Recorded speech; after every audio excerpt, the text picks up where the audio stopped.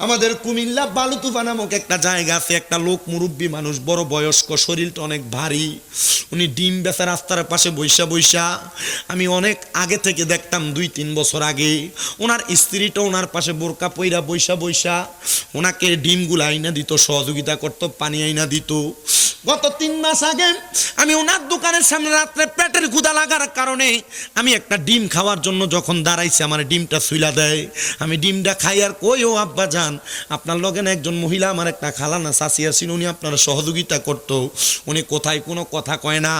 আমি ডিমটা খাওয়ার পর ওনার চেহারার দিকে তাকিয়ে দেখলাম ওনার চোখটি বায়া বায়া পানি পড়তাছে। আমি জিগাইলাম, কি তো আপনারা, আমি জিগাইলাম এ বেডির কথা, আপনি কেন কান্না করতেছেন? উনি চোখের পানি ফালায় কই, তাই না, মইরা গেছি। আমি চিন্তা করছি রে, একটা স্বামী তার স্ত্রীরে কত মোহাব্বত করলে বউয়ের কথাটা জিজ্ঞাসা করার সাথে সাথে চোখের পানিটি ফালাই দিয়া কান্দে।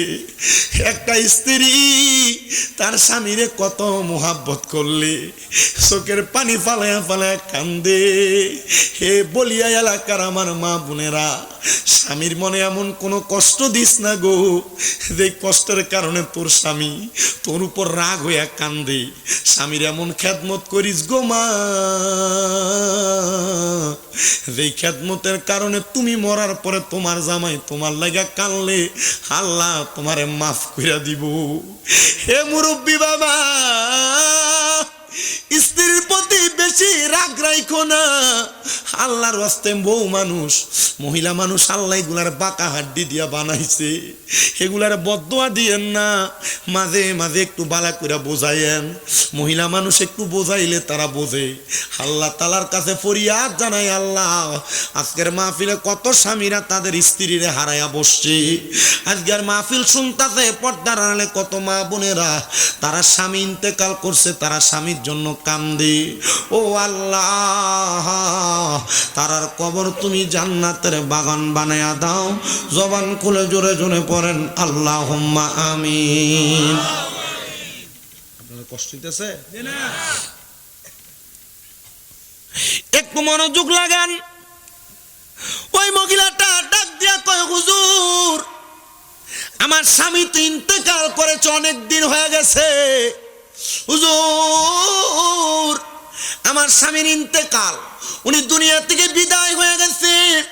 তবে মা, আপনার স্বামীর এমন কোন নেক আমল থাকলে আমারে বলেন না, যেটার কারণে আল্লাহ তাআলা আপনার জামাইরে জান্নাতি বানাইব।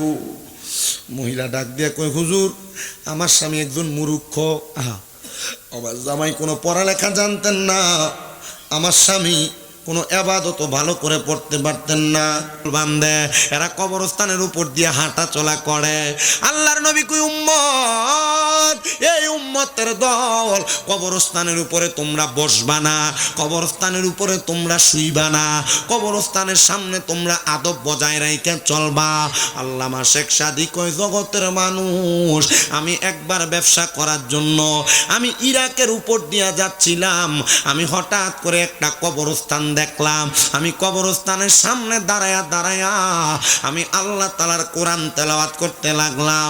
আমি একবার সূরা ফাতিহা, 3 বার সূরা ইখলাস, কয়েকবার দুরূদ শরীফ পড়লাম। আমি সেখানে দাঁড়ায়া দাঁড়ায়া সূরা তাকাসুর পড়লাম। আমি সেখানে দাঁড়ায়া দাঁড়ায়া সূরা নাসরা পড়লাম। আমি সেখানে দাঁড়ায়া দাঁড়ায়া সূরা আলাক পড়লাম।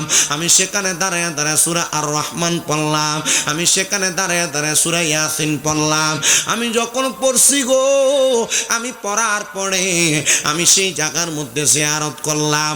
আমি জিয়ারতটা করার সময় আমি হঠাৎ করে দেখতে পাইলাম, আমি হঠাৎ করে বুঝতে পারলাম আমার কানের নাকের মধ্যে একটা সুঘ্রাণ আসতেছে। জোরে কোন সুবহান, সুবহানাল্লাহ। কি আসতেছে? সুঘ্রাণ।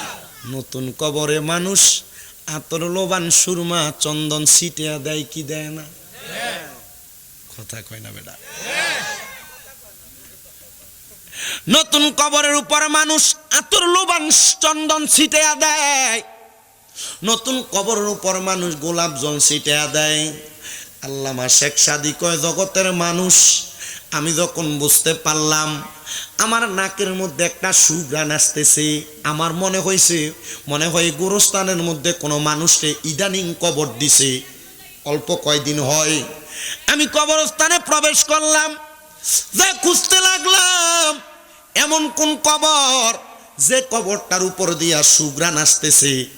আমি আবার পুরা কবরস্থান তালাশ করে দেখলাম এই কবরস্থানের কোনো জায়গার মধ্যে কোনো নতুন কবর নাই। আমি আবার খুঁজতে খুঁজতে পুরাটা কবরস্থানের কবরগুলার পাশে দিয়ে হাঁটতাছি। আমার মনে একটু সন্দেহ লাগলো, যেহেতু কোনো নতুন কবর নাই, যেহেতু এই পুরাতন কবরস্থান থেকে ঘ্রাণ আসতেছে, হয়তোবা আল্লাহর কোনো খাস বন্ধু এই জায়গায় শুয়া রইছে, যে জায়গার ভিতর থেকে আল্লাহ তাআলার কুদরতের ঘ্রাণ আসতেছে। সুবহানাল্লাহ। আবেদ সাই আমার আল্লাহর বন্ধু কোনো সন্দেহ না আয়ো রে, আমি মুর্শিদ নামে বড় শান্তি পাই। দেখবা দুনিয়ার কবর জিয়ারত করলে একরকম লাগে, আবেদ স্যার মাজার জিয়ারত করলে, বাগদাদির মাজার জিয়ারত করলে, গাউসে মাঝভান্ডারের মাজার জিয়ারত করলে, বিভিন্ন আল্লাহর ওলির মাজার জিয়ারত করলে একটু বেশি শান্তি লাগে। কারণ মুর্শিদের সাথে আল্লাহর সাথে একটা প্রেমের কালেকশন আছে, এই জন্য একটু ভালো লাগে। মুর্শিদ আমার আল্লাহর বন্ধু কোনো সন্দেহ না আয়ো রে, আমি আবেদ স্যার নামে বড় শান্তি পাই, আমি বাহাদুর স্যার নামে বড় শান্তি পাই। আরে মুর্শিদ আমার আল্লাহর বন্ধু কোনো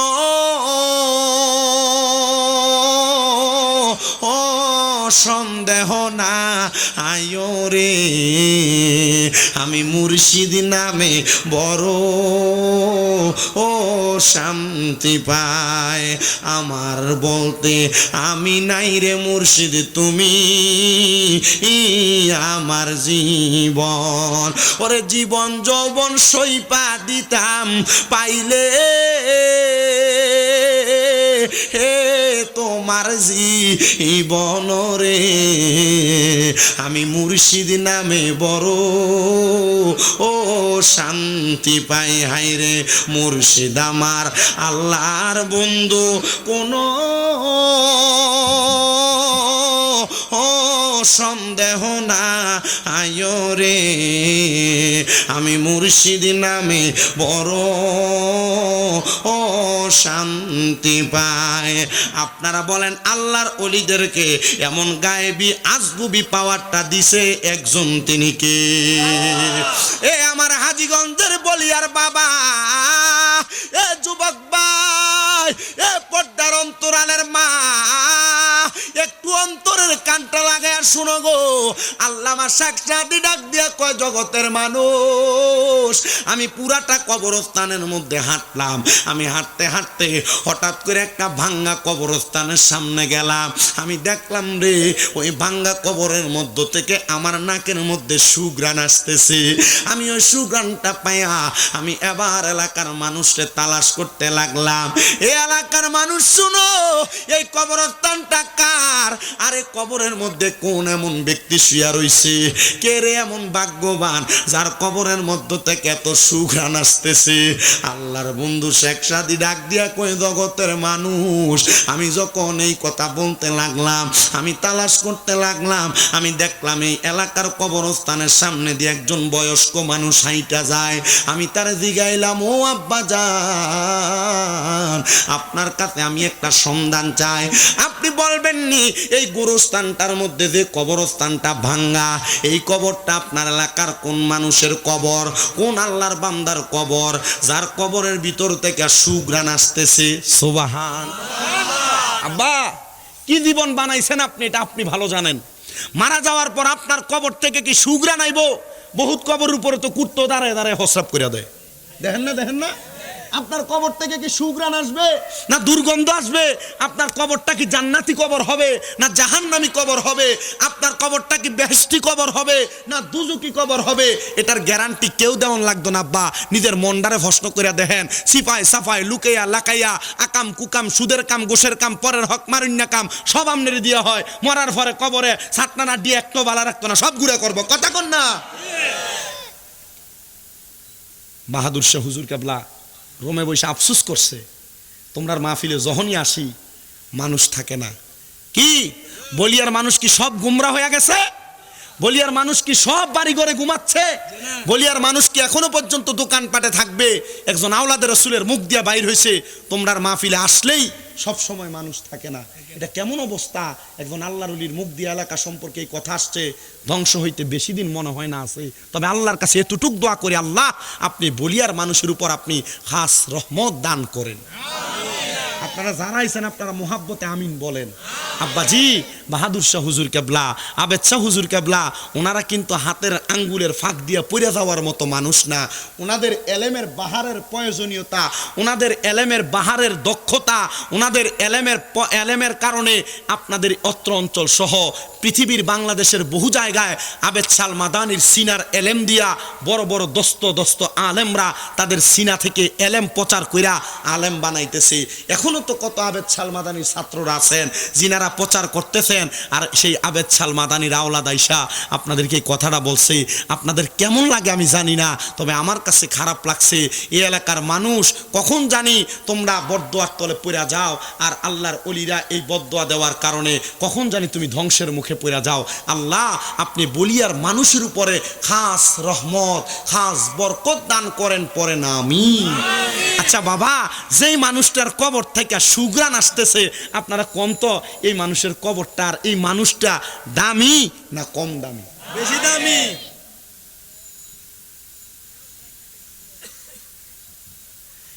ডাক দিয়ে বলেন, এ বয়স্ক বাবা আপনি বলেন এই কবরটা কার কবর, তার পরিচয় আপনি আমারে বলেন।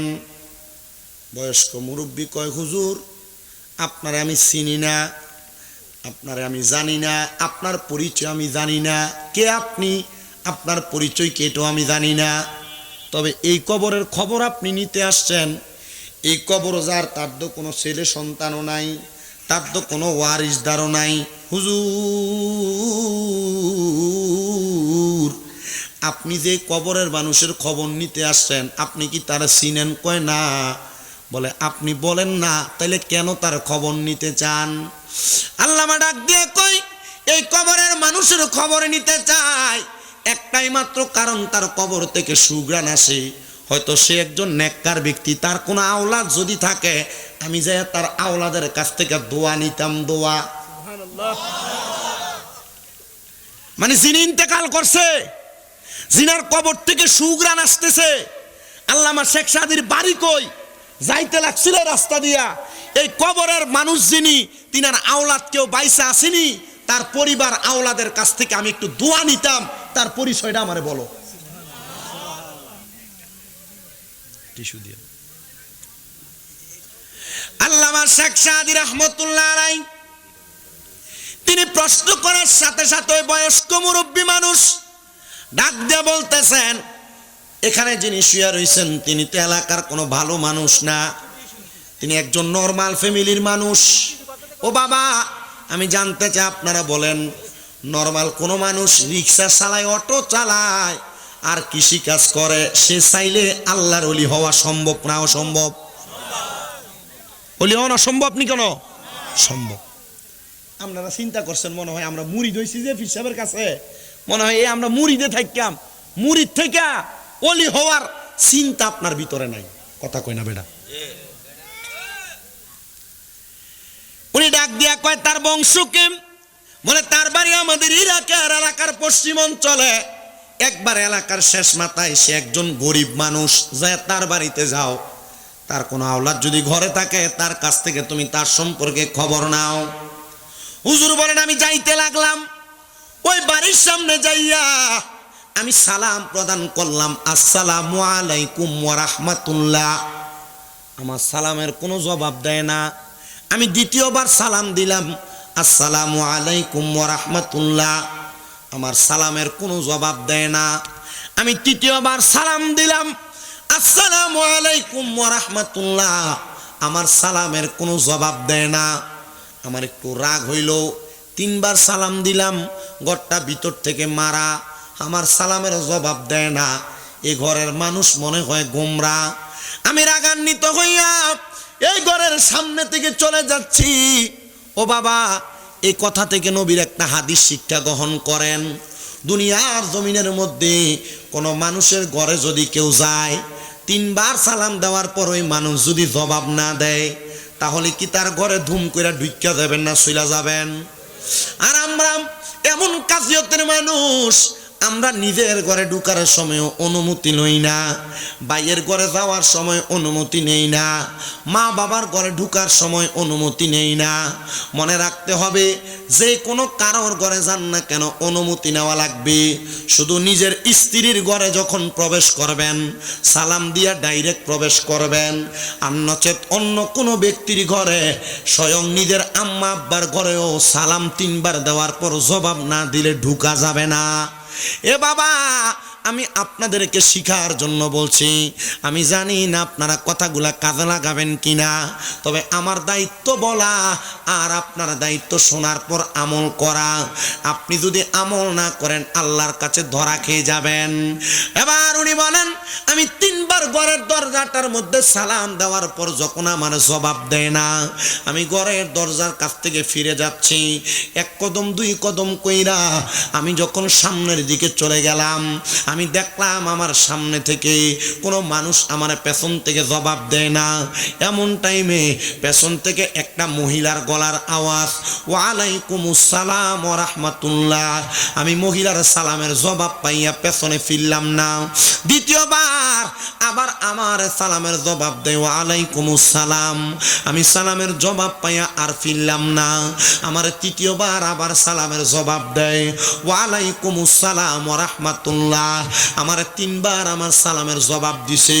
আমি তিনবার জবাব পাইয়া আমি তখন আর তার দিকে ফিরলাম না। আমি যখন তার দিকে ফিরি না, হঠাৎ করে আবার সে চতুর্থবার আমার সালাম দেয়, আসসালামু আলাইকুম ওয়া রাহমাতুল্লাহ। জোরে জোরে কোন ওয়ালাইকুমুস সালাম ওয়া রাহমাতুল্লাহি ওয়া বারাকাতুহু। জোরে জোরে কোন নাম মারহাবা। আল্লাহর ওলি কয় আমার তিনবার সালাম দিছে, সালামের জবাব দিছে। আমি বুঝলাম এই মহিলার ঘরের সামনে দাঁড়ায় আমি তিনবার সালাম দিছি, আর এই বেডিও আমার তিনবার সালামের জবাব দিছে। আমি রাগ হইয়া তার সালামের জবাব আমি দেই নাই, আর জবাব দেওয়ার পর আমি তাকাই নাই। কিন্তু যখন চতুর্থবার সে আমার সালাম দিছে, আমার বুঝতে আর দেরি হয় নাই।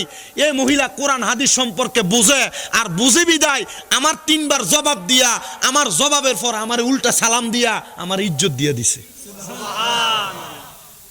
আর এখন কালার বেরিয়ে যে সালামটা দিলে কয়েক যে কোন দিয়ে সান্ডা উঠছে। আপনার কথা কন না, তো এই কথা কন না, ঠিক না বেঠে?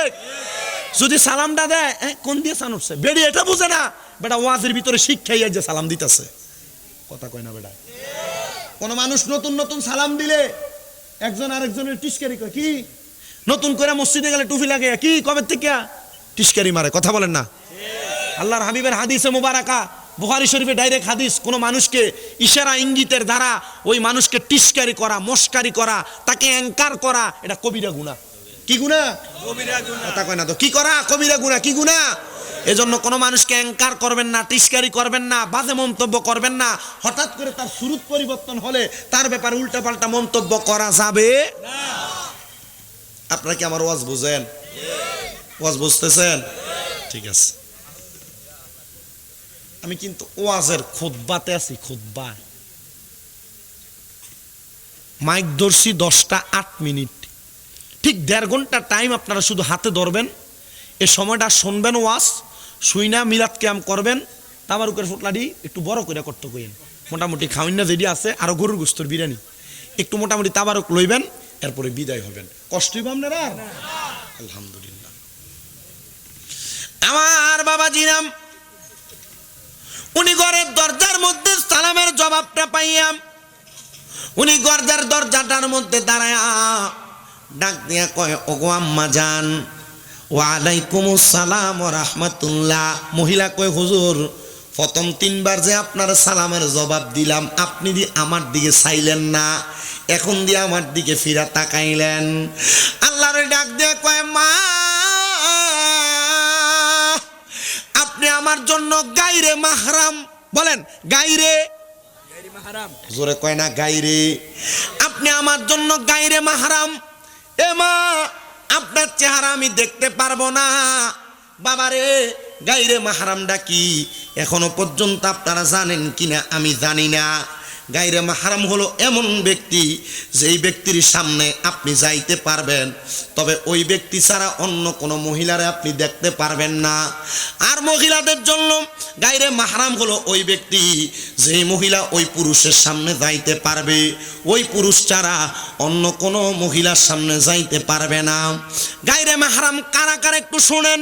একটা ছেলের জন্য সে তার মা, সে তার মেয়ে, তার বোন, নানি, দুধমা, খালা, বাতিজি, ভাগ্নি, ফুফু, সৎমা, দাদি, শাশুড়ি, মেয়ে, দুধ মেয়ে এবং ছেলের স্ত্রী, এ 14 জন মহিলা ছাড়া একটা ছেলে মানুষ অন্য কোনো মহিলার দিকে তাকাইতে পারবে না, অন্য কোনো মহিলার সঙ্গে কথা বলতে পারবে না, অন্য কোনো মহিলার সঙ্গে কথোপকথন করতে পারবে না। 2 নাম্বার, একটা মেয়ে তার কয়জন 14 জন ব্যক্তির সাথে কথা বলতে দেখা করতে পারবে, এছাড়া আর অন্য কোনো পুরুষের সঙ্গে কথা বলতে দেখা করতে পারবে না।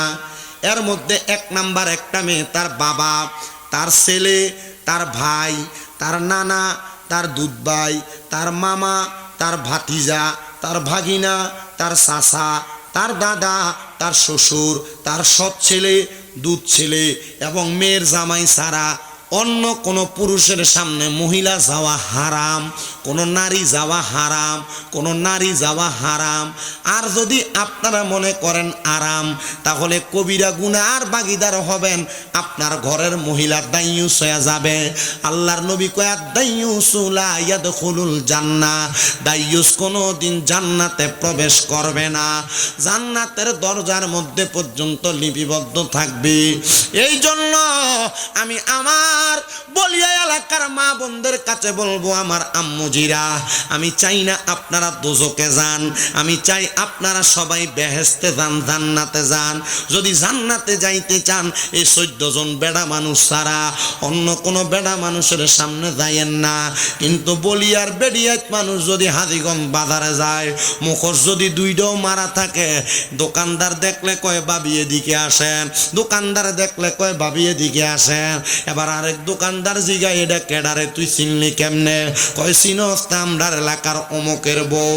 এ মা আপনার পর পুরুষের চিনে আপনার পরিচয় জানে, মনে রাখেন গো মা, এটার কারণে আপনি দোজখী, এটার কারণে আপনি জাহান্নামী, এটার কারণে আপনি আল্লাহ তাআলার বেহেশতে যাইতে পারবেন না। ও মহিলা, তোমার জামাই তোমারে কত কয় পর্দা করতে, তুমি পর্দা করো না। তোমার জামাই তোমারে কত কয় পর্দা মেনটেন করতে, তুমি তোমার দেবরের লগে কথা কও, তুমি তোমার পাশের বাড়ির পুরুষের সঙ্গে কথা বলো। তুমি কি জানো না আল্লাহ তাআলা কোরআনুল কারীমে জানায়া দেয়, আল্লাহ কয় বান্দা ওয়াকরনা ফি বুয়ুতিকুন্না ওয়ালা তাবাররাজনা তাবাররুজাল জাহিলিয়াতিল উলা। আল্লাহ কয় তোমরা তোমাদের নারীদেরকে জাহিলিয়া যুগের মহিলাদের মতো বের হতে দিও না। ও বাবা দেখেন, জাহিলিয়া যুগের মহিলার মতো চুল চাইরা চাইরা টাইট ফিটিং জামা কাপড় পইরা যে মহিলারা রাস্তায় রাস্তায় যায়, রাস্তায় দেখলে পুরুষরা ছেলেরা এদেরকে দেইকা বাজে বাজে মন্তব্য, খারাপ খারাপ ওয়ার্ড শব্দ ব্যবহার করে কি করে না?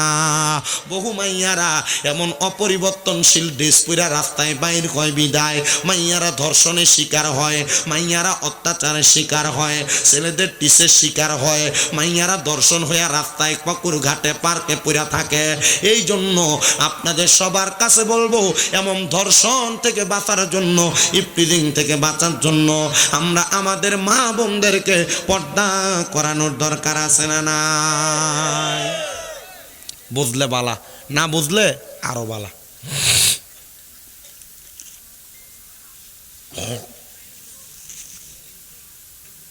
আপনার কি কষ্ট হইতেছে? মাঝখানের ভাইয়েরা আপনারা যারা আমার ওয়াজ শুনতেছেন ভাইজান, আমি জানি না হয়তো আপনাদের কষ্ট হচ্ছে, এখনো কথা কই ফোলাটা, আপনাদের হয়তো কষ্ট হচ্ছে।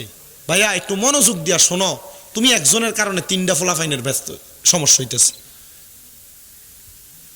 আমি কি এই পর্যন্ত একটা ফালতু কথা কইছি? যে কথাগুলা বলতেছি আপনার কি মনে হয় কথাগুলা দিয়ে উপকার হইব?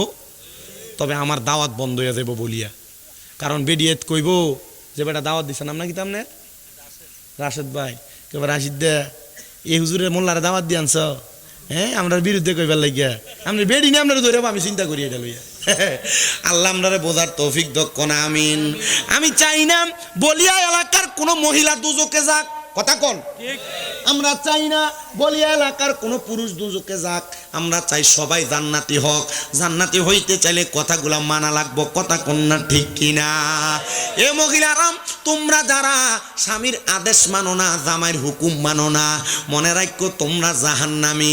আল্লাহর নবী কই কোন মহিলা যদি তাদের জামাইয়ের আদেশ স্বামীর আদেশ না মানে, আল্লাহর নবী কই মহিলা জাহান্নামী। এ মা, তুমি তোমার স্বামীর আদেশ তারা বাজারে বাজারে মার্কেটে মার্কেটে ফারকে ফারকে চাঁদপুরের নদীর মোহনার ভিতরে দেয়া দেয়া ঘুরো মহিলা। আল্লাহর নবী কয় কোন মহিলা তার স্বামীর আদেশ ছাড়া তার বাবার বাড়িতে যাইতে পারবে না। আর বেডি কই চলে যায় এটারও কোনো গ্যারান্টি নাই। এ আমার আব্বুজি শুনো, অন্তরের কান লাগে শুনো। এবার আল্লামা শেখ সাদি কয় আমি ঘরের দরজায় যখন গেছি, ওই মহিলাটা আমার দেখে আবার পর্দার আড়ালে দরজার ফাঁকে চলে গেছে, আমার সামনে কথা কয়। আর আমরার ফোলাফাইন যদি হইতো কইতো বাবি লুগিয়া থাকেন কামনের বাইয়ের মতো এদ সামনে না আইবেন, কথা কোন না? হ্যাঁ, কি মায়া লাগে। এবার আল্লামা শেখ সাদি কয় এ মা, আমি আপনার সঙ্গে কথা বলতেছি, আপনি আমার জন্য গায়রে মাহরাম, এই জন্য আমি আপনার সঙ্গে কথোপকথন করি। মহিলাটা ঘরের দরজার ভিতর থেকে ডাক দিয়ে কই হুজুর আপনি কেন আমার ঘরের দরজায় আসছেন? আর 3বার সালাম দিছেন, হয়তো আপনার কোনো জরুরি দরকার। হুজুর বলেন না কেন আসছেন? হুজুর ডাক দিয়া কয় এটা কি ওই ব্যক্তির কবরস্থান, এই ব্যক্তির বাড়ি যে নাকি দুনিয়া থেকে অনেক দিন আগে ইন্তেকাল করছে? এলাকার মানুষ আমারে এই বাড়ির খবরই দিছে। আপনি বলেন না এই ঘরের মধ্যে কি আর কোনো পুরুষ মানুষ আছে? মহিলা ডাক দিয়ে কই হুজুর আমার ঘরে আর কোনো পুরুষ মানুষ নাই, আমার স্বামীটা ইন্তেকাল করছে। বলে আপনার স্বামী যে ইন্তেকাল করছে মা, আপনি বলেন গো আপনার স্বামীর এমন কোন নেক আমল আছে নাকি যেটার কারণে আল্লাহ আপনার স্বামীরে মাফ কইরা দিব? আপনারা কোন একটা জামাইর ব্যাপারে বউয়ের চাইতে বালা দোয়ার কেউ জানে না, কথা কই না বেটা? একটা স্বামীর ব্যাপারে তার স্ত্রীর চাইতে ভালো কেউ জানে না। আমার এক ভক্ত মারা গেছেন ভৈরব বাড়ি, উনি মারা যাওয়ার পরে ওনার পুরো পরিবার আমার ভক্ত টিভিতে লাগে লাগে আমার ওয়াজ তারা একসাথে শোনে। কয় হুজুর সকালবেলা ফজরের নামাজের পরে টিভিতে আপনার ওয়াজটা ছাইরা দিয়ে আমরা কাজ কাম করি, ওয়াজটাও শুনি। কিন্তু ওই ঘরের মুরব্বী মারা গেছে আব্দুল জব্বার সাহেব, ইন্তেকাল করার পরে তার পরিবার আমারে ফোন দিয়া কই হুজুর আমার স্বামীটা আপনারে বড় মোহাব্বত করতো, ফজরের নামাজ পড়ে সেই ঘরে টিভিটার মধ্যে ওয়াজটা লাগাই দিত। হুজুর আমার স্বামীটা ইন্তেকাল করার পরে আমার কাছে বড় কষ্ট লাগে, আমার ঘরটা কেমন জানি ফাঁকা ফাঁকা লাগে। আমার 3 ছেলে, 3 ছেলের ওয়াইফ আছে, 3 ছেলের নাতিফতি আছে। হুজুর আমার ঘরের মধ্যে আমার মেয়েরাও আছে, কিন্তু আমার ঘরটা আমার কাছে মনে হয় কবরস্থানের মতো একবারে ফাঁকা ফাঁকা লাগতেছে। আমি কইলাম আপনি কান্দেন কেন? হুজুর আমার হাজবেন্ড যে মারা গেছে, স্বামী যে মারা গেছে, আমার কাছে ভালো লাগে না। হুজুর দোয়া করেন আল্লাহ যেন আমার জামাইরে জান্নাতি বানায়। আমি কই বেডি আমি তো দোয়া করবো, কারণ বেডা আমার ভক্ত মানুষ, এলাকার মধ্যে গেলে হাদিয়া লইয়া দৌড়ে আইতো, আসার সময় বিভিন্ন খানাও দিয়া দিত গাড়িতে, কিন্তু আমি দোয়া করবো আমার দোয়াটা একরকম, বৌরে তোর দোয়াটা হইল আরেক রকম। কয় হুজুর কেমনে? আমি কই আল্লাহর নবী কইছে কোনো পুরুষ মানুষের যদি স্ত্রী মইরা যায়, কোনো স্ত্রীর যদি স্বামী মইরা যায়, ওই পুরুষ এবং স্ত্রী যদি তার স্বামীটারে বালা কয়, স্বামীটা যদি তার বউডারে ভালা কয়, আমার আল্লাহ ওই জামাইডারে বউডারে ভালা কয়। আর যদি কোনো স্বামী তার স্ত্রী মারা যাওয়ার পরে চোখের পানি ফালায়া ফালায়া কান্দে, ওই চোখের পানি মাটিতে পড়ার আগে আমার আল্লাহ ওই স্ত্রীর কবরটারে জান্নাতের বাগান বানাইয়া দেয়। কোনো স্বামী মারা যাওয়ার পরে কোনো স্ত্রী যদি তার স্বামীর জন্য চোখের পানি ফালায়া কান্দে, আল্লাহ তাআলা ওই স্বামীটার কবরটারে জান্নাত বানাইয়া দেয়। আমার স্বামীর কাজ হইল তিনি জঙ্গলে জঙ্গলে যে কাঠ কাটতো। কি কাটতো? এটি আমরা কিতা কই? কাঠুরিয়া। কথা কন না কি?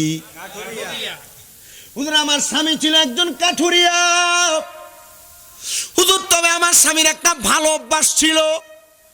কি অভ্যাস? ভালো অভ্যাস ছিল। আমার স্বামী প্রত্যেক দিন সন্ধ্যাবেলা কাঠগুলা কাইটা বাজারে বিক্রি করে কিছু জব কিনতো, কিছু আটা কিনতো, কিছু চাউল কিনতো, এগুলা এসে ঘরে আমারে দিত রান্না করার জন্য। আর আমার স্বামী রান্না করার জন্য আমারে দিয়া তিনি অজু বানায়া, গোসল করে অজু বানায়া আমার ঘরের একটা কোণার মধ্যে বইয়া বইয়া উনি নামাজ আদায় করতেন। নামাজ আদায় কইরা আমার স্বামী আল্লাহ তাআলার কোরআন শরীফটা হাতের মধ্যে লইতো। কি লইতো? কোরআন শরীফটা হাতে লইয়াম আমার স্বামীর আমি দেখতাম চোখের পানি ফালায়া ফালায়া কান্দতো। হুজুর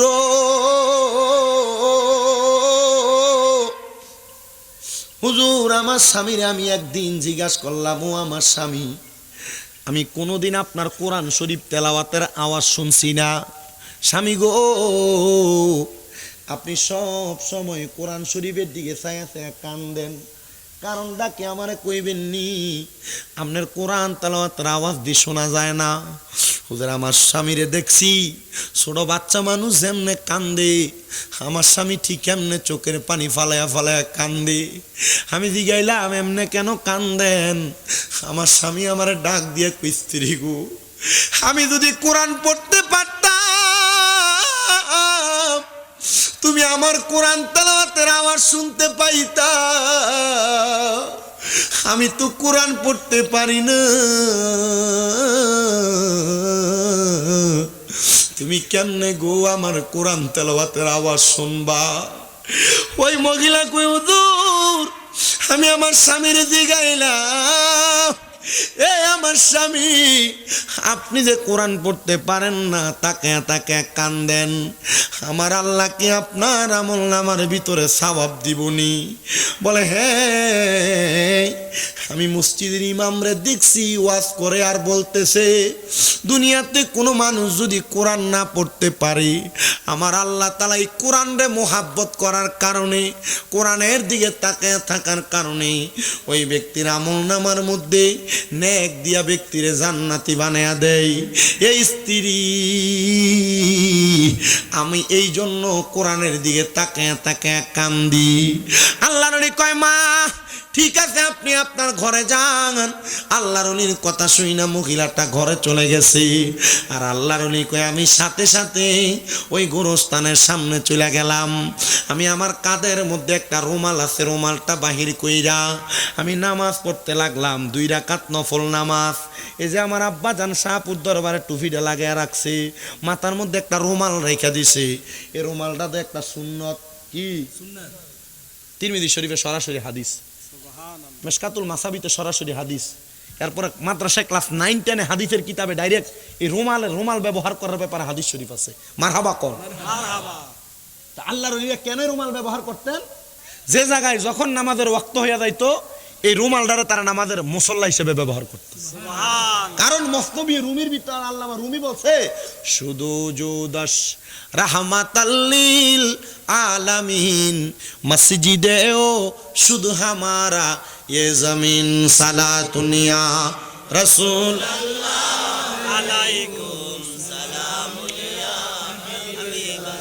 अलैकुम सलातुनिया रसूल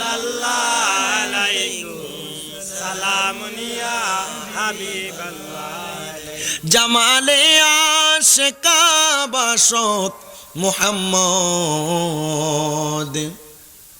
ख्यालेओ বরাবাসদ আহমদ সালাতুনিয়া মোহাব্বত নিয়ে, মোহাব্বত নিয়ে।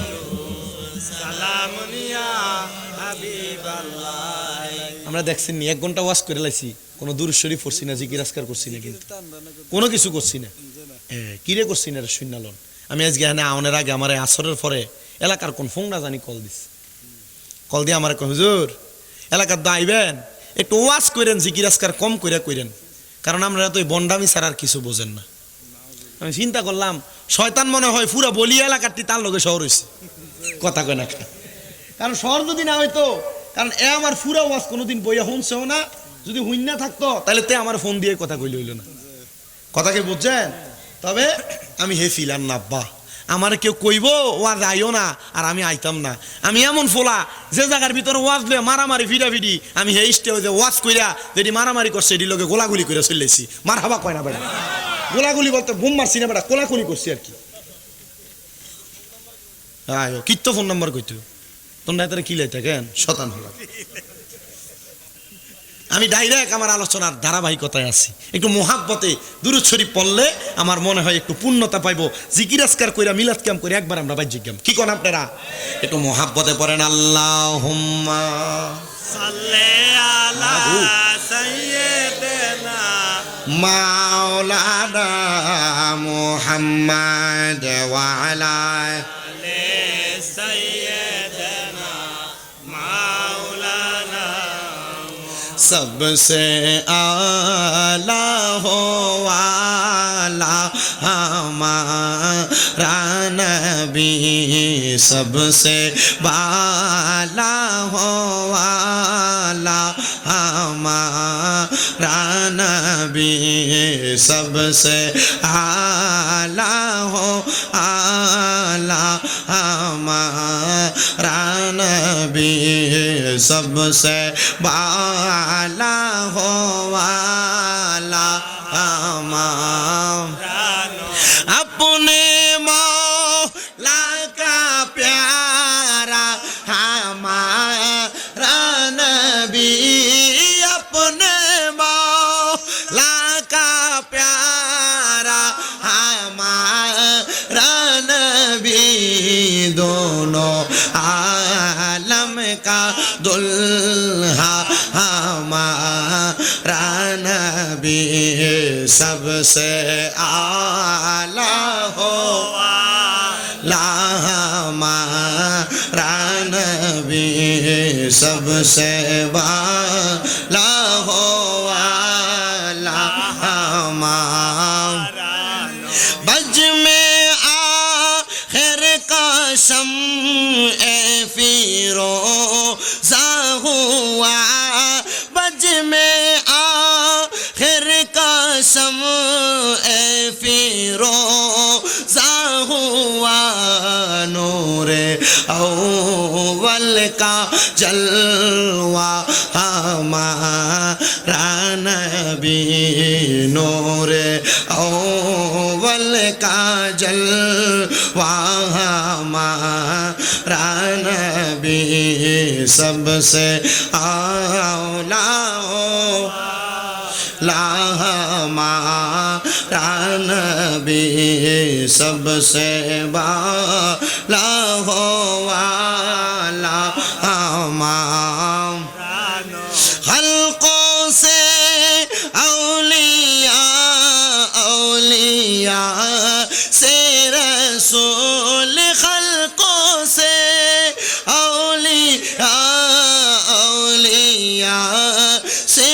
रसूल, रसूलों से आला हमारा नबी, सबसे आला हो ला हमारा नबी, सबसे बाला हो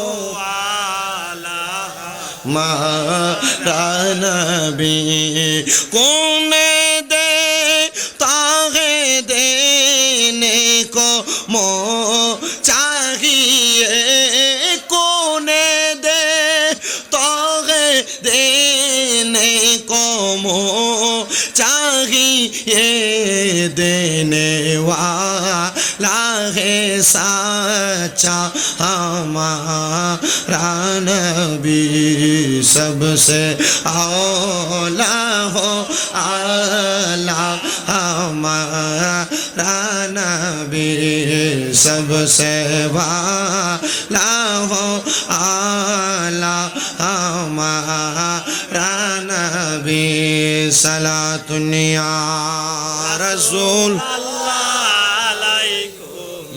সালামুন ইয়া হাবিবাল্লাহ। এবার আমি জানতে চাই বলিয়া এলাকার রাস্তার মাঝখানে যদি একটা মুসল্লা বিছিয়ে কেউ নামাজ পড়ে নামাজ হইবনি? জোরে কয় না হইবনি? বলিয়া এলাকার ক্ষেতের লাইলে যদি কেউ নামাজের মুসল্লা বিছিয়ে নামাজ পড়ে হইবনি? ও বাবা, বলিয়া এলাকার রাস্তার পাশে যদি কোনো জায়গায় খোলামেলা সেখানে যদি একটা বিছনা বিছিয়ে নামাজ পড়ে নামাজ হইবনি? কারণ আমার আল্লাহ তাআলা উম্মতে মুহাম্মদীর জন্য সমস্ত জগৎটারে সমস্ত জমিনদারে মসজিদ বানাইয়া দিছে। জোরে কোন সুবহান। আল্লাহর ওলি হযরতে শেখ সাদি ডাক দিয়া কয়, জগতের মানুষ, আমি এবার ওই কবরস্থানের সামনে যাইয়া নামাজ পড়লাম 2 রাকাত। জোরে কোন কয় রাকাত? ওই নামাজের নাম হলো সলাতুল হাজতের নামাজ। জোরে কোন কি নামাজ? সলাতুল হাজতের নামাজ হলে আপনার কোনো কিছুর দরকার, কোনো কিছুর প্রয়োজন আল্লাহর কাছে বলবেন। নামাজের নিয়ত কইরা সূরা ফাতিহার সাথে একটা সূরা মিলাইয়া রুকু কইরা সিজদার ভিতরে যাইয়া 3 বার সুবহানা রাব্বিয়াল আলা পইরা বাংলাতে আপনি আপনার মনের আশাটা বলবেন। এভাবে 2 রাকাত নামাজ শেষ করবেন। যদি সালাতুল হাজতের নামাজটা এমনি আপনি 2 রাকাত করে 4 রাকাত শেষ করতে পারেন, আল্লাহ তাআলা এই নামাজের উসিলায় আপনার হাজত পূরণ করে দিবে। কোন সুবহান। আমার বাবারা হযরতে আল্লামা উনি বলেন, আমি আবার 2 রাকাত নামাজ আদায় কইরা আমি আল্লাহ তাআলার কাছে কান্না করতে লাগলাম। ও আল্লাহ, আপনার কাছে জানতে চাই, আপনি বলেন না এই কবরের মধ্যে যিনি আছে তিনি কেমনে গো এই জায়গার মধ্যে এত দামি কবর পাইল? তার কবর থেকে কেন সুঘ্রাণ আসতেছে? উনি ডাক দিয়ে কই, আমি কাঁদতাছি। কাঁদতে কাঁদতে কাঁদতে কাঁদতে আমি নামাজের মুসল্লাটার মধ্যে পড়া রইলাম।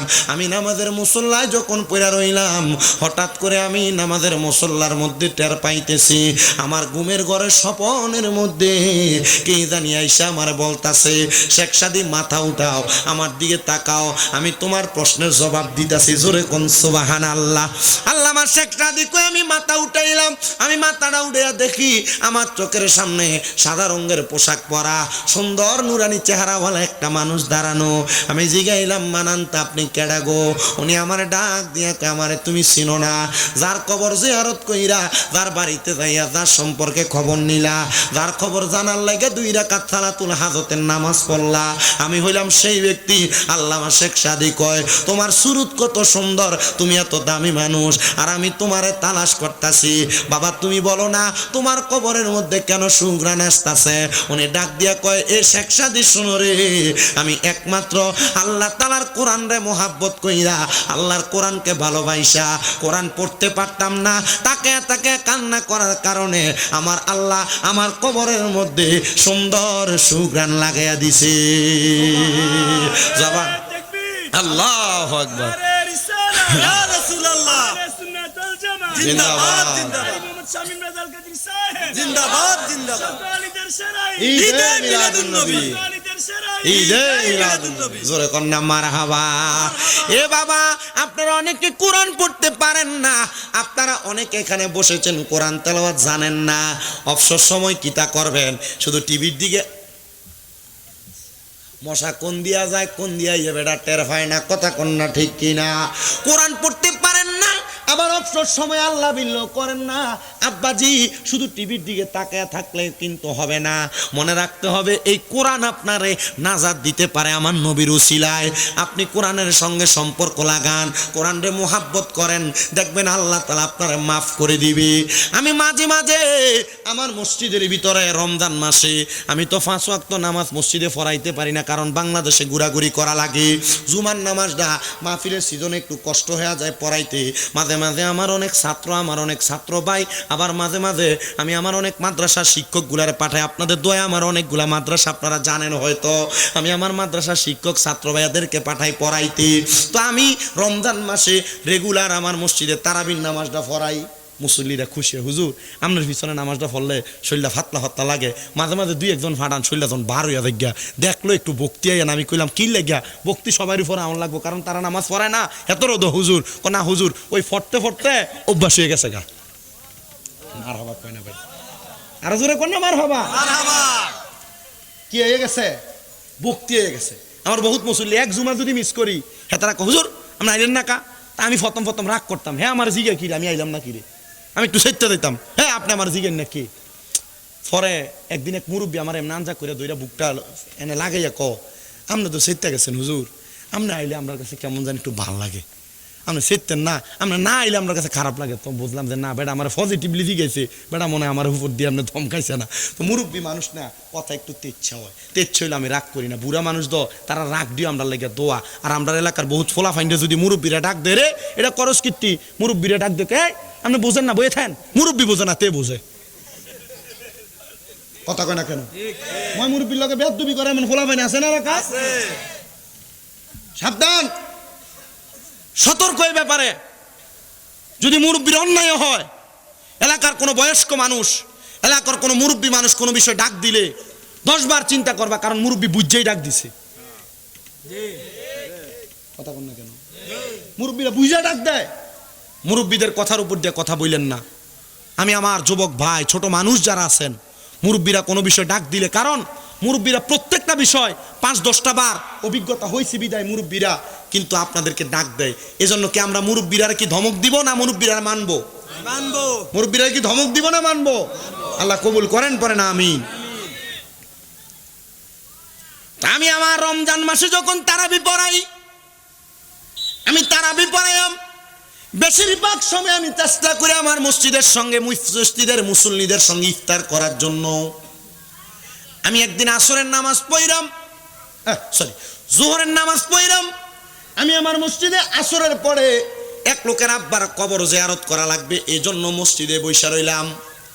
এমন টাইমে আমি দেখলাম মসজিদের কোণার ভিতরে একটা মুরব্বী মানুষ কোরআন শরীফটা বুকের মধ্যে লইয়া লইয়া কান্তাছে। কিটা করে? আব্বা কোরআন শরীফ পড়তে পারেন না, আমার কোনো অর্থই নাই, আল্লাহ কোনো কিছু আপনারা করবে না, তবে আপনি যে পড়তে পারেন না এটা লয়ে যে আপনার ভিতরে কোনো আফসোস নাই, এটার কারণে আল্লাহ আপনারা ধরবো। আপনারা কি কথা বুঝতেছেন বাবা? আপনি যে পড়তে পারেন না এটা নিয়ে যে আপনার মাঝে কোনো আফসোস নাই, এটার জন্য আপনাকে আল্লাহ ধরবে। এই বলিয়ার মানুষ, আপনাদের সবার কাছে আমার করজোরে আবদার, আপনারা যা করেন আর না করেন আল্লাহ নবীরে খুশি করার জন্য কোরআনকে মোহাব্বত করেন, ভালোবাসেন। কোরআনের প্রতি আপনার ইশক মোহাব্বত যত বেশি থাকবে, আল্লাহ আপনার ইজ্জত সম্মান মর্যাদা মর্তবা তত বাড়ায় দিবে। আপনারা বলেন আমাদের মর্যাদা বাড়ুক, আমরা চাই কি চাই না?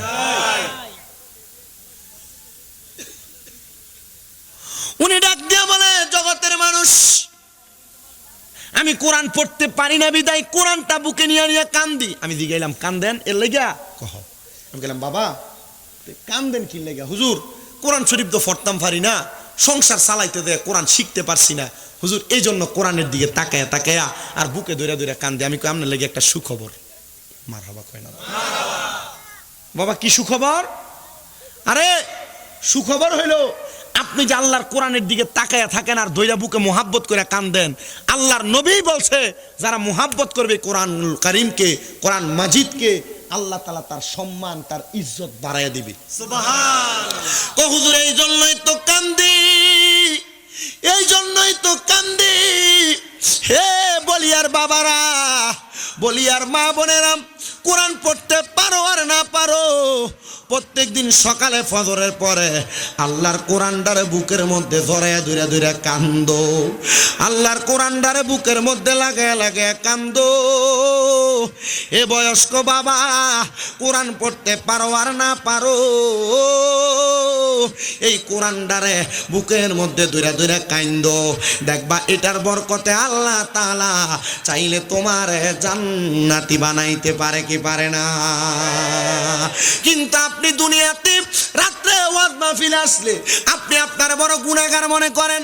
আরে দুনিয়াটা কেমনে কাটাইলাম, মইরা গেলে তো কবরের ভিতরে গেলে শাস্তি হইব। আবার যখন দিনের বেলা চলে আসে, দিনের বেলা আসলে আপনি চিন্তা করেন না আমার মতো বড় আর কেডা আছে।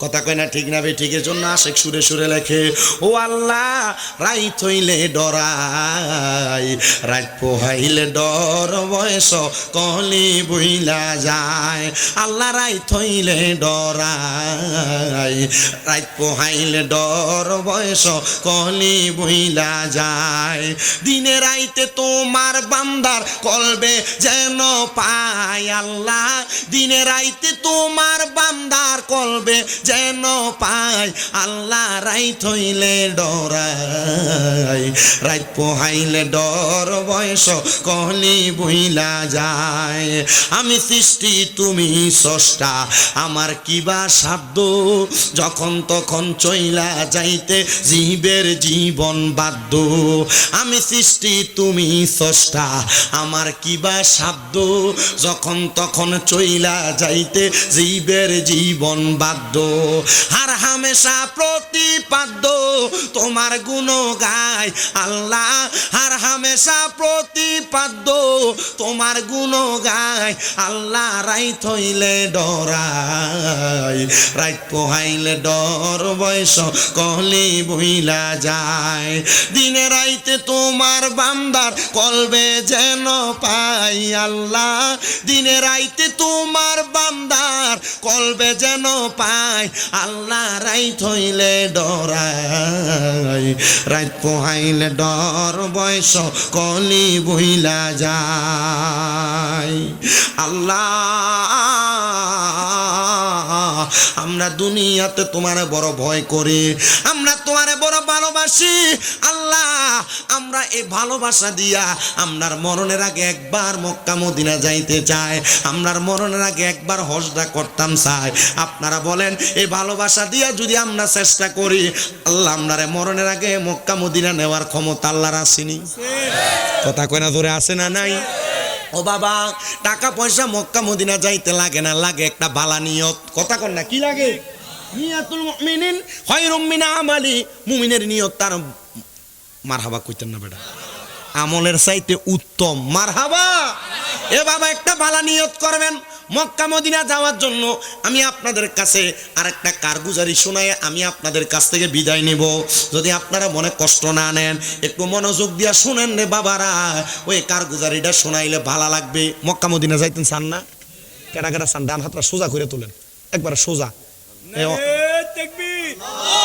হুজুর কারণ আসলে যাইতেন চাননি এইটা দিয়ে দাম না কচুয়া সাতটাও হারাম যাইতো না সাকা ফান সারিয়ে দিবে মদিনা যাওই না আওয়াজ দেখে আসতে না জোরে এই হযরত বেলাল আজান দিছে মদিনায় আজান দিছে মক্কায় আওয়াজ যায় লাগছে আর সোয়াজিমে মারহাবা কয় না হযরত বেলাল যেদিন আজান দিছে না এদিন সূর্যই উদয় হইছে না মারহাবা কয় না তো আমরা আওয়াজ যেমন একটা ইমানি জজবল আওয়াজ লাগবো মুহাব্বতে জোরে তাকবীর দিতে হইব বাবা হাবিব জোরে একটা তাকবীর দছে নারে তাকবীর আল্লাহু আকবার শরীরটা যেমন তাকবীর তো এমন ইয়া রাসূলুল্লাহ জিন্দাবাদ জোরে কোন মারহাবা তাহলে মদিনা যাইতে চাই কি চাই না মদিনা যাইতে টাকা লাগে না লাগে একটা বালা নিয়ত জোরে কোন মদিনা যাইতে লাগে কি বালা নিয়ত লাগে বালা নিয়ত তো আল্লামা হযরতে সুলাইমান জাজুলি রাহমাতুল্লাহ আলাইহি জবরদস্ত আল্লাহর ওলি মারহাবা কোন সুলাইমান জাজুলি কয় আমার মনে মনে একটা নিয়ত হইল আমি মক্কা মদিনা যাব আমি সুলাইমান আমার বাপের দিনা সব সম্পদ বেচছি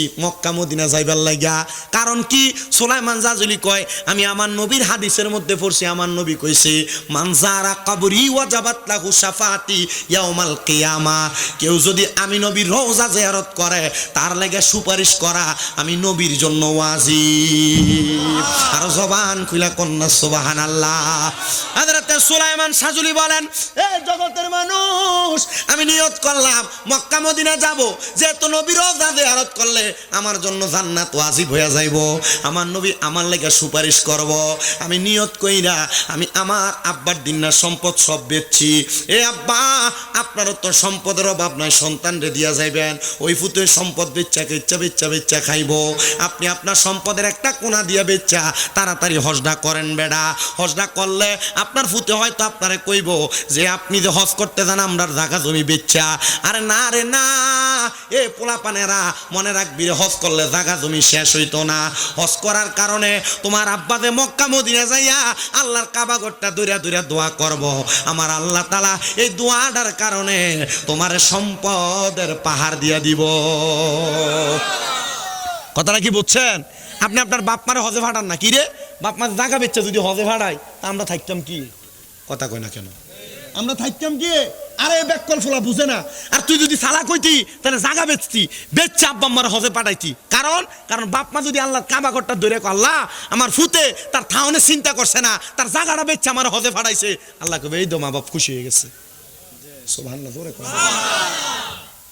মা বাপের এই খুশিতে দাম আসেনি, সম্মান আসেনি, ফুতের ইজ্জত বাড়েনি, বাড়ায় কে?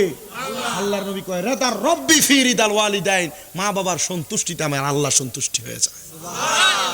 তবে যদি কষ্ট দিয়ে থাকো, সাখাতুর রব্বি ফি সাখাতিল ওয়ালিদাইন, মা বাবার অসন্তুষ্টিতে আল্লাহ অসন্তুষ্ট হয়। তো মা বাপরে কষ্ট দিয়া অসন্তুষ্ট বানাইয়া ভাত না খাওয়াইয়া তুই জান্নাতে যাইবি, মক্কা মদিনা হজ করবি, 5 ওয়াক্ত নামাজ পড়বি, তোর নামাজ আল্লাহর কাছে কবুল হবে না। এমন বহু সন্তান আছে বিয়া করার পরে বাইবে ঝগড়া লাগিয়া মা বাপরে জুদা করে দিছ। সন্তান পারলে দেও, তোমার পাও আমার সামনে দাও, আমি আমার জিব্বা দিয়ে তোমার পাও পরিষ্কার করে দেবো।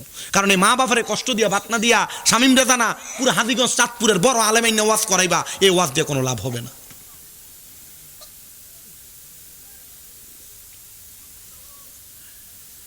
মা বাপরে হজদা করাই আপনারা। আমার আম্মা জান আজকে 7 মাস অসুস্থ, আমার আম্মা জান অসুস্থ। আমি আমার মারে কইছি মা বুঝছি না আপনি যেভাবে অসুস্থ হয়ে পড়ে যাইবেন, তবে আমি নিয়ত করছি আমার মা দুদিন থেকে সকাল ক্লিয়ার ডাইরেক্ট হাঁটবে, আমি ওই দিন আমার মা বাপ ভাইরে নিয়ে আমি একটানা হজে চলে যাব। আমার মা বাপরে আমি মক্কা মদিনা দেখাবো, কারণ আমি জানি আমার মা বাপ যদি শান্তি হয় আমার আল্লাহ শান্তি হবে, আর আমার আল্লাহ শান্তি হইলে আমার জীবন যৌবন শান্তিতে কাটবে। কথা কন্টেক্ট কিনা? হযরত সুলাইমান সাজুলি বলেন আমি আমার সম্পদগুলো বেচাম, আমি রওনা করব হজ করার জন্য, কিন্তু আমার সম্পদগুলা বেচার পরে এত পরিমাণ টাকা আমার কাছে নাই যেটা দিয়ে আমি হজ করতে যাইতে পারবো। আগে মানুষ হজ করতে যাইতো চট্টগ্রাম হইয়া জাহাজে সইরা সইরা, আবার অনেকে শরীরে কুলাইতো না বিদায় চট্টগ্রাম 1-1.5 মাস থাইকা এরপরে ট্রেনে আবার চইলাইতো, এটারে কইতো সিটাঙ্গা হাজি, কইতো না এটা সিটাঙ্গা হাজি, বহুত সিটাঙ্গা হাজি বলতো। সুলাইমান সাজুলি বলেন আমার পরিপূর্ণ টাকা হয় না, মনে করেন হজ করতে টাকা লাগবে 1 লাখ টাকা, টাকা আছে মাত্র 80,000 টাকা, বাকি 20,000 টাকা শর্ট। সুলাইমান সাজুলি কয় আমি আমার মসজিদে দাঁড়াইলাম, যে মসজিদে নামাজ পড়াই, সবাইকে বললাম ও এলাকার মানুষ আমি তোমাদের কাছে বিদায় আরত জানাচ্ছি, আমি হজ করতে যাব। সবাই হজের কথা শুই না সুলাইমান সাজুলির হাতে আইয়া চুমা দেয়, বুকের মধ্যে ধরে, কারণ এই হাতটা দিয়া মক্কা শরীফ ধরব, এই হাতটা দিয়ে হাজরে আসওয়াদ পাথর ধরব, এই বুকটা মক্কার ঘরের লগে লাগাইব, এই শরীরটা লইয়া মক্কা মদিনা যাইব, এটারে বড় মোহাব্বতের কথা। আমিও গত বছর যখন মক্কা মদিনায় গেছি রে বাবা, আমি আমার এই হাতটা দিয়া, আমি আমার এই মুখটা দিয়া আল্লাহর কাবা ঘরের লগে যে হাজরে আসওয়াদ পাথরটা আছে আমি 11 বার চুমা দিছি। আল্লাহর কাবা ঘরের দরজায় ধইরা মিজাবে রহমতের বরাবর দোয়া করছি। মিজাবে রুকনি ইয়ামিনীর কাছে ধরে কাঁদছি, আল্লাহ আপনি আমার আম্মা আব্বারে কবুল করেন। আল্লাহর কাবা ঘরের চাদরে ধরে কাঁদছি, আল্লাহ দুনিয়ার কত মানুষ আপনার ঘরের সামনে আসতে চায়, আল্লাহ ওয়াজ মাহফিলে কত মানুষ নিয়ে আপনার কাবা ঘরের কথা কই, আল্লাহ যারা এখনো মক্কা মদিনা আইতে পারছে না তারা মরণের আগে একবার হইলো মক্কা মদিনা। আমি রুকনি ইয়ামিনীর কাছে আমি দোয়া করতেছি, এক বাঙালি, আমি যে দোয়া করতেছি বাংলাতে কথা বলতেছি, দোয়া করতেছি আল্লাহ আপনি আমার মা বাপরে মাফ করেন। এক বাঙালি কালা একটা পুরুষ হে রুকনি ইয়ামিনীর সামনে দাঁড়ায় আমার কয় হুজুর হুজুর হুজুর আমার ফুত্রার লাগে একটু দোয়া করেন, আমার ফুত্রা জন্মের পর থেকে আজকে 7 বছর হুজুর দাঁড়ায় হাঁটতে পারে না, হুজুর কথাও বলতে পারে না, হুজুর একটু দোয়া করেন। আমি এখান থেকে বাইর হইয়া মক্কার একবার পাশে গেছি, হঠাৎ করে দেখি এই লোক শিক্ষিরা মক্কার পাশে মানে সাফা মারোয়ার পাশে দাঁড়ায় কাঁদতাছে আর শিক্ষুরতেছে আল্লাহ আল্লাহ তুমি সত্য বলে চিৎকার করতেছে। আমি গেলাম ভাই কান্দেন কেন? হুজুর মক্কার ঘরে ধরে আমার ফুতের লেগে দোয়া করছি, আমার স্ত্রী আমার ফোন দিছে আপনার পুতে মা করে ডাকতেছে, আর আপনার পুতে হাঁটতে দিয়ে উঠা খাট থেকে নাইমা দরজার সামনে দাঁড়ায় রয়েছে আর চোখের পানি ফালায় কাঁদতেছে। এই মেয়ে আপনারা বলেন তো, আল্লাহর কাবা ঘরের কাছে দোয়া করলে দোয়া কবুল করে কি? আল্লাহ। যেই জায়গায় দোয়া কবুল হয়, আল্লাহর নবী পর্যন্ত বলছে কাবা ঘর কেউ যদি প্রথমবার তার চোখ দিয়ে সরাসরি দেখে যে দোয়া করব, আল্লাহ এই দোয়াটা কবুল করব। আপনার মনটা চায় না ওই কাবা ঘর যাইতে? মুসলমান দাবি করেন কিন্তু মক্কা মদিনা যাইতে আপনার এখনো একবার মনে চেষ্টা আইছে না, মনে চিন্তা আইছে না? আরে বেটা, মুসলমান দাবি কইরা ওই মক্কা মদিনা একবার যাইতে পারলেই তো জীবন ধন্য। কথা কন না ঠিক কিনা? সোনার জীবন বিফলে গো প্রাণের জীবন বিফলে, কামলিওয়ালা না পাইলে বলেন সোনার জীবন বিফলে গো প্রাণের জীবন বিফলে, কামলিওয়ালা না পাইলে, কামলিওয়ালা না পাইলে গো চোখের জলে বুক বাসে, কামলিওয়ালা না পাইলে। জোরে কোন আল্লাহু আকবার। এ বাবা, হযরত সুলাইমান সাজুলি যখন বিদায় হয়ে যায়, সবাই আইসা সুলাইমান সাজুলির হাতে চুমা দেয়, মুখে চুমা দেয়, বুকে ধরে ধরে ধরে। সুলাইমান সাজুলি কয়, আমি আমার এলাকা দিয়ে হাইটা যাই, এলাকার মুখ পাতে যখন আমি গেছি রে, আমি হঠাৎ করে দেখলাম একটা বুড়া মহিলা লাঠি বট দিয়া দিয়া আমি সুলাইমান সাজুলির সামনে আইসা দাঁড়ায়া সালাম দেয়, আসসালামু আলাইকুম ওয়া রাহমাতুল্লাহি ওয়া বারাকাতুহু। সুলাইমান যাইও না রে, আমি বুড়া মহিলার তোমার সঙ্গে একটু কথা আছে। জোরে কন্যা মারহাবা। হযরত সুলাইমান সাজুলি বলেন, ওই বুড়া মহিলার কথা আমি শুনতে লাগলাম।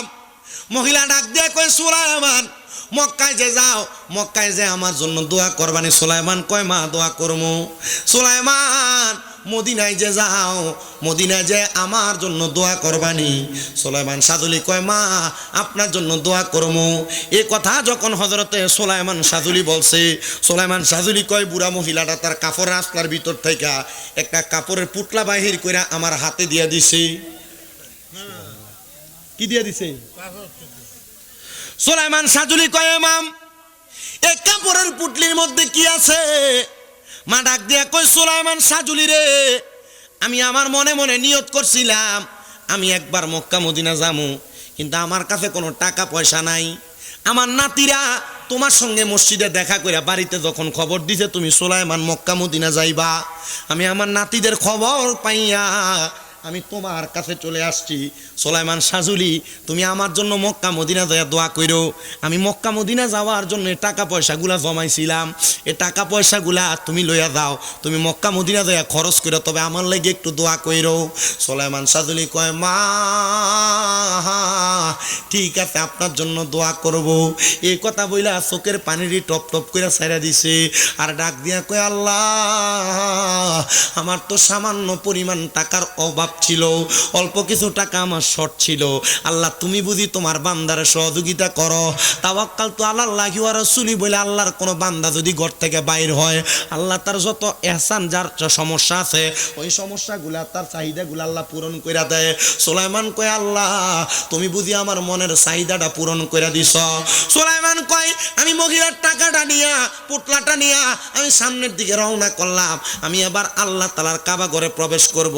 আমার মাল সামানগুলা আমি একটা রোমে রাইখা আমি যখন কাবার সামনে গেছি, আমি যাইয়া দেখতাছি যে বুড়া মহিলা আমার কাবার সামনে, আমার কাবায় আসার সময় টাকা দিয়া সহযোগিতা করছে, ওই মহিলাটা আল্লাহর কাবা ঘর দৌড়াইয়া দৌড়াইয়া তাওয়াফ করতেছে। বেডি আসছিল কই? সুলাইমানের এলাকা। কিতা দিয়ে আসছে? লাঠি বট দিয়া। সুলাইমান কয়, মক্কা এ দিয়ে বেডি আমার আগে মক্কা তাওয়াফ করে। জোরে কন্যা বেটা মারহাবা। কেউ বুঝিতে পারে না রে মাবুদ মাওলার খেলা, আরে পীর মুর্শিদের খেলা। আরে জোর করিয়া বুঝতে গেলে, জোর করিয়া বুঝতে গেলে তার গটে মরণ জ্বালা। কেউ বুঝিতে পারে না রে মাবুদ মাওলার খেলা, আরে পীর মুর্শিদের খেলা। একটা জবানও বন্ধ রাখবেন না, জবানটা ছেড়ে দিয়া উচ্চ কণ্ঠে জোরে জোরে কোন আল্লাহু আকবার। এ যুবক ভাই, এ মুরব্বী বাবা, সুলাইমান সাজুলি কয় আমি আর হজ করছি না রে, আমি তাড়াতাড়ি দৌড়াইয়া ওই মহিলাটারে তালাশ করতে লাগলাম। আমি আবার ওই মহিলাটারে যায় সাফা মারোয়ার পরে সাফা মারোয়ার চারিদিকে দৌড়াদৌড়ি করি। আমি যেই দিক দিয়া যাই আমি দেখি ওই মহিলা তার বিপরীতে, আমি অন্য দিকে গেলে ওই মহিলারে দেখি আমার বিপরীতে। ওই মহিলা তার জায়গার মধ্য থেকে আবার সাফা মারোয়া থেকে বের হইছে। আমি মহিলার সামনে যখন যাব আমি যাইয়া দেখতাছি আমি সুলাইমান সাজুলির বাড়ি যেই জায়গায় ওই এলাকার বাসা, ওই মহিলারে লইয়া লইয়া মাথার উপর ছাতি দইরা দইরা মক্কার সাইরের দিকে হাঁটতাছি। আমি বললাম এটা কি আজব খেলা, বেডি হয়েছে এলাকার সবচাইতে গরিব মানুষ, আমার এলাকার বেড়া হইলো বাসা, এবারটা দি বেড়ি বুড়া বেডির মাথার উপরে ছাতি ধরছে সুলাইমান সাজুলির সামনে। এই মা তোমার লগে কথা আছে, যাইও না। কি কথা? মা তোমার কাছে টাকা নাই, মক্কা মদিনা আইবা?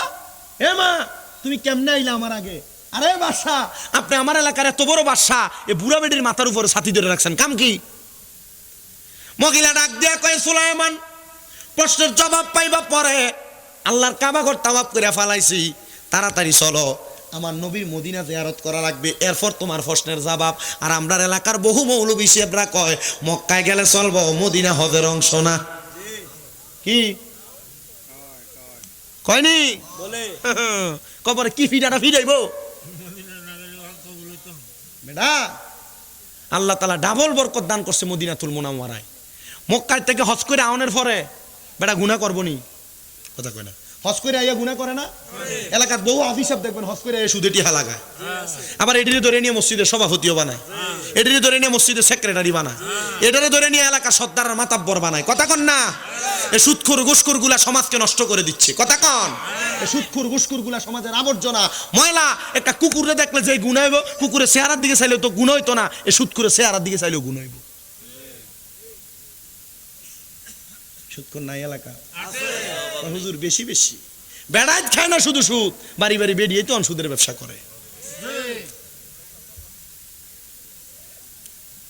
গতকালকে এক জায়গায় ওয়াজ করতেছি সুদের, ফলাফাই নিচে তো হুজুর সুদের ওয়াজ দিয়ে করতেছেন, লগে দিয়ে বই রয়েছে সুদখোর। আরেক জায়গায় তো ওয়াজ করছি গতবার, রাগের বার সুদের ওয়াজ, গতবার দাওয়াত দিব ফলাইন হুজুর এলাকার মুরব্বীরা কইছে আপনার দাওয়াত দিবার লাগিয়া, এখন 3-4 জন আছে এলাকার মাথাওয়ালা, এটি কয় না অন্য সব বক্তা দাওয়াত দিয়ে দাওয়াত দিস না। হুজুর আমরা জানি হেতারা কি লেগে যাচ্ছে, কারণ হুজুর গত বছর তারা লগে দিয়ে বই আপনি সুদখোরারে দুইছেন। ফলাইন হুজুর আমরা মুরব্বীরা লগে থেকে বাড়িয়ে চলতেছি না, আমরা কইছি আমরা একা মাহফিল দেবো, আমরা স্বামী মিরাদার আইনা মাহফিল করামো। হুজুর আমরা জানি সুদখোররা যদি মাহফিল করা মানুষ কয়জনে বার, আমরা ফলাইনে করালে কয়জনে বো, আমরা এখন আলগা মাহফিল করাম।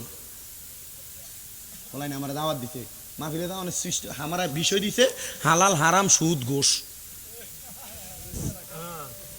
কথা কয় না বেটা? হালাল হারাম সুদ ঘোষ। আমি যে এলাকার জন বইছি, এখন এই সুদখোর ঘুষখোর টিয়ে ফলাইন যে মাহফিল করা দেখছে, ফলাইনে বড় করছে, এবার আইসে ঘরে হুজুর আপনার একটা ওয়াজ শুনছি হুজুর ইউটিউবে, হুজুর মার ওয়াজ, হুজুর এই ওয়াজটা করেন, মানে হলো মার ওয়াজটা কইরা সুদের ওয়াজটা ঘুরে দেয়, কথা কয় না গা?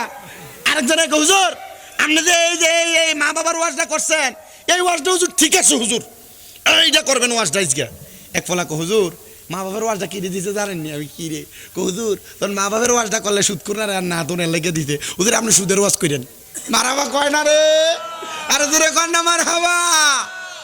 এমন বহুত সুদখোর আছে হুজুরের লগে ভালো সম্পর্ক, বহুত সুদখোর আছে দোয়ানে মানুষের 1 কাপ 2 কাপ চা খাওয়াইয়া তার পক্ষে কথা কয়, আসেনি? হ্যাঁ কথা কন না কেন? আছে না নাই? সুদখোরের টিয়া কি হালাল না হারাম? ঘুষখোরের টিয়া হালাল না হারাম? এদের টাকা পয়সা খাওয়া হারাম, খাইয়েন না, আল্লাহ মাফ করো, আমিন কর। কেডাও কোন জায়গায় জানি ওই কয়েকদিন আগে মাহফিলে গেলাম, সুদখোর ওয়াজ করেন, একবার উঠতে হুজুর নেন 500 টাকা নেন, আমরা ওয়াজ ডাইজকে ঠিক আছে। হ্যাঁ চট্টগ্রাম রাঙ্গামাটি রোডে রানীরহাট, আমি এনে মাহফিল ওয়াজ করতেছি, একবার উঠতে 500 দিয়া হুজুর আজকের ওয়াজটা ঠিক আছে, এলন সুদের ওয়াজ করণের কারণে 500 টাকা দিলাম। হ্যাঁ আমি কিটা দিতাম, হেতরে হেতরে তো ওয়াজ দিছি সুদের ওয়াজ। মার হাবা কবেডা, আর জোরে কমার হাবা। মহিলা ডাক দিয়ে কিটা কয়, এ তোমার লোক কত হবে পরে, আগে কই চলো, কথা জোরে কয় না, কই চলো। ওরে তুমি সবাই রে মদিনায় নিলা, সবাই রে মদিনায় নিলা, আমায় নিলা না নবী গো আমায় নিলা না, মদিনা মোর আসল ঠিকানা নবী গো মদিনা মোর আসল ঠিকানা তুমি সবাইকে মদিনায় নিলা সবাইকে মদিনায় নিলা আমায় নিলা না নবী গো আমায় নিলা না মদিনা মোর আসল ঠিকানা নবী গো মদিনা মোর আসল হায়রে আমার বাড়ি নবীর বাড়ি থাকলে পাশাপাশি সকালে সন্ধ্যায় আসতাম আমি জিয়ারত করি গো নবী জিয়ারত করি আমার বাড়ি নবীর বাড়ি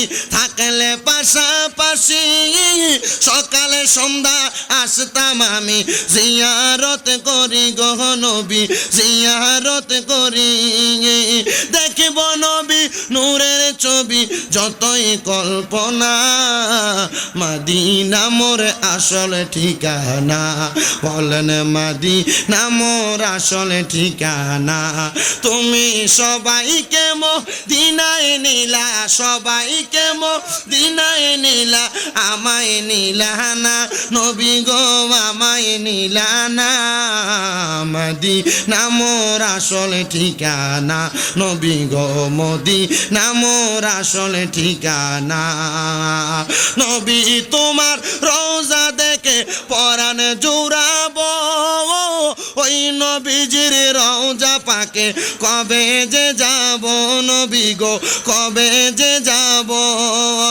নবী তোমার রওজা দেখে পরাণ জুড়াবো ওই নবীজির রওজা পাকে কবে যে যাব নবী গো কবে যে যাব দেখব নবী নূরের ছবি মনে কল্পনা মদিনা মোর আসল ঠিকানা নবী গো মদিনা মোর আসল ঠিকানা তুমি সবাই রে মদিনায় নিলা সবাই রে আমায় নিলানা নবী গো আমায় নিলানা মদিনা মোর আসল ঠিকানা নবী গো মদিনা মোর আসল ঠিকানা একটা জবানও বন্ধ রাখবেন না আপনারা বলেন আমরা সবাই ওই মদিনা যাইতে চাই কি চাই না ওই মহিলা ডাক দিয়া কয় সুলাইমান কথা বইল পরে আগে চলো মদিনা সুলাইমান কয় আমি আমার হজ করা বাদ দিয়া আমি চইলা গেলাম এবার মদিনায় মদিনায় যাইয়া ওই মহিলা আমার নবীর সালাম দেওয়ার পরে আমি ওই মহিলার সঙ্গে বয়া বয়া ডাক দিয়া কইলাম গো মহিলা তুমি কেমনে গো আমার আগে মদিনায় আইলা মহিলারে আবার ওই বাদশা ডাক দিয়া কয় রে সুলাইমান উত্তর কি মহিলা দিত না আমি দিতাম আমারে বলো বাদশা সুলাইমান ডাক দিয়া কয় আপনি কি বলেন মহিলার উত্তর মহিলা দিব আপনি কেন লাগা দিতেন করো মহিলা তো একা মক্কায় আইছে না রে মদিনায় আইছে না আমি বাদশা লইয়া আইছি দেখে আইছে জোরে কন্যা মারহাবা ডাক দিয়া কয় এ সুলাইমান শুনো আমি কেমনে মদিনায় আইছি জানো কেমনে গো কেমনে বলে আমি এই এলাকার বাদশা বলে হ্যাঁ আমি প্রত্যেক দিন তাহাজ্জুদ নামাজ পড়ি কি নামাজ কথা কয় না কি নামাজ দুইটা নামাজের কথা কইছি একটা সালাতুল হাজতের নামাজ আর একটা তাহাজ্জুদ নামাজ আমি আমার বেশিরভাগ মাহফিলে দুইটা তিনটা নামাজের কথা বেশি বেশি বলি মহিলা ডাক দিয়া কয় এ সুলাইমান বাদশা কি বলে একটু মনোযোগ দিয়া শোনো বাদশা কয় সুলাইমান আমার একটা অভ্যাস হলো আমি সব সময় তাহাজ্জুদ নামাজ পড়ি বাদশা মানুষ নামাজ না পড়লে মানুষ আমারে কইবটা কি কিন্তু আমরা এলাকায় বহু নেতা আছে যে নামাজ পড়ে না রোজা রাখে না আবার রমজান মাস আইলে পর্দার তলে দেয়া লুগে লুগে খায় ইফতারের সময় মুখটারে মুসা দিয়ে ইফতার মাহফিলে প্রধান অতিথি কি রোজা তো থাকে না পর্দার তলে খায় মুখটা মুসা দিয়ে ইফতার মাহফিলে এটা বেটা প্রধান অতিথি কি হয়ে যায় হাদি সব বলে যায় রমজান মাসের সিটার কোনান খায়